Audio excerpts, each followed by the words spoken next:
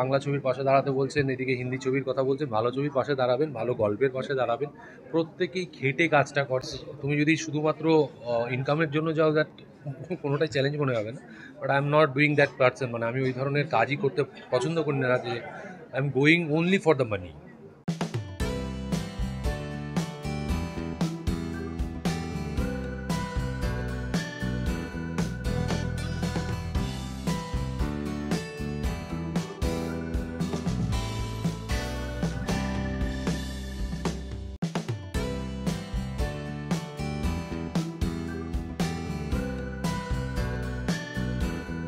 চরিত্র এটা একটা অ্যান্থোলজি, তিনটে গল্প মিলিয়ে একটা ছবি।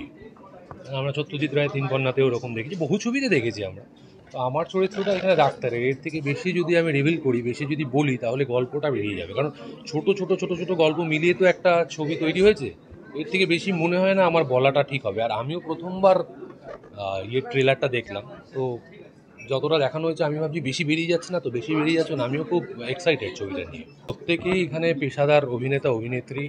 তো কাজ করে কেমন লাগছে এটা খুব ক্লিশে শোনাবে, ভালো লেগেছে, শিখতে পেরেছি। ডেফিনেটলি আমাদের যারা বয়সী, তা আমি অন্তত আমার বয়সী হোক বা আমার থেকে ছোট হোক বড় হোক, আমি শিক্ষার কাজেই সবসময় থাকি, অন্যের থেকে শেখার চেষ্টাই করি, আমি শেখার চেষ্টা করি। আর প্রত্যেকের সাথে কাজ করে আমি কোনো না কোনো অভিজ্ঞতা সঞ্চয় করি, কখনো ভালো কখনো খারাপ, খারাপটাও তো অভিজ্ঞতা। আমার চরিত্রটা বললাম, আমি ডাক্তারের চরিত্র। এবার ট্রেলারে যতটুকু দেখতে পেলাম, এখানে নিজের বাবা বলছে যে আমাদের চালার ঘরে ওই জন্য ছেলে যায় না। তো আমাদের এখানে তো এখন ছোট্ট করে যদি বলি যে ছেলেমেয়েরা কাজের জন্য বাইরে যায়, বাবা মারা ঘরে থেকে যায়, তারাও বুঝতে চায় না ছেলেমেয়েরা কেন রয়েছে, ছেলেমেয়েরাও বোঝাতে পারে না যে তারা কেন রয়েছে।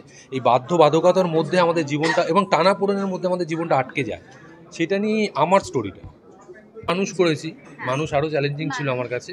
প্রত্যেকটা চরিত্রই চ্যালেঞ্জিং, সেটা অপরাজিত সত্যজিৎ রায়ের আদলের চরিত্র হোক, সেটা মানুষের মান্নানের চরিত্র, এখানে এই যে ডাক্তারের আদলের যে চরিত্র করছি, প্রত্যেকটা চরিত্র challenging. If you take it মানে as a challenge, then it will be challenging. Otherwise তুমি যদি শুধুমাত্র ইনকামের জন্য যাও, দ্যাট কোনোটাই চ্যালেঞ্জ মনে হবে না।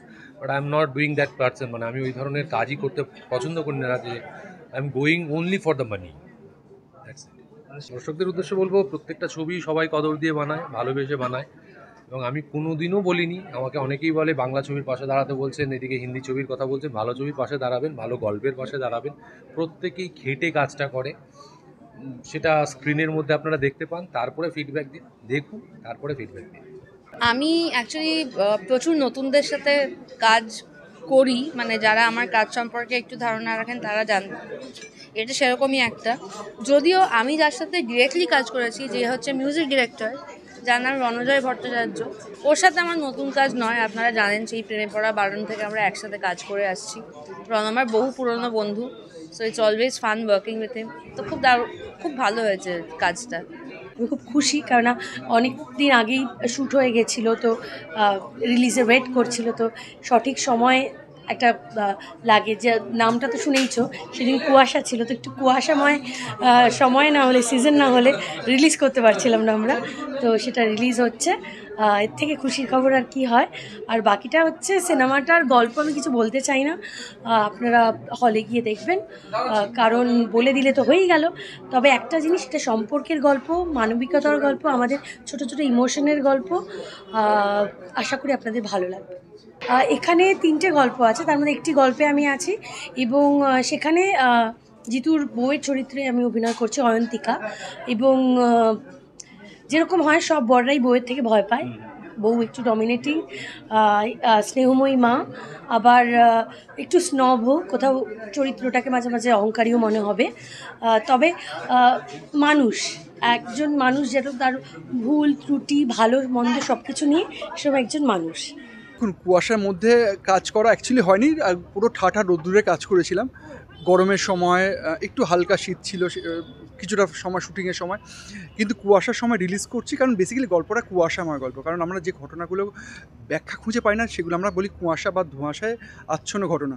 তো ডেফিনেটলি ছবিতে কিছু ঘটনা আছে যার ব্যাখ্যা খুঁজে পাবো না আমরা, তাই ছবির নাম এইরকম একটা অদ্ভুত নাম রাখা হচ্ছে। কারণ অনেকে বললেন যে এরকম অদ্ভুত নামটা রাখার কারণটা কি, তো ডেফিনেটলি এইটা নাম সেদিন কুয়াশা ছিল। আমার এই জুটি দেখা যাওয়ার আগে তো দেখছি রাস্তায় একটি রাস্তার শহর জুড়ে একটি বিস্কিট কোম্পানি পুরো জুটি করে নামিয়ে দিয়েছেন।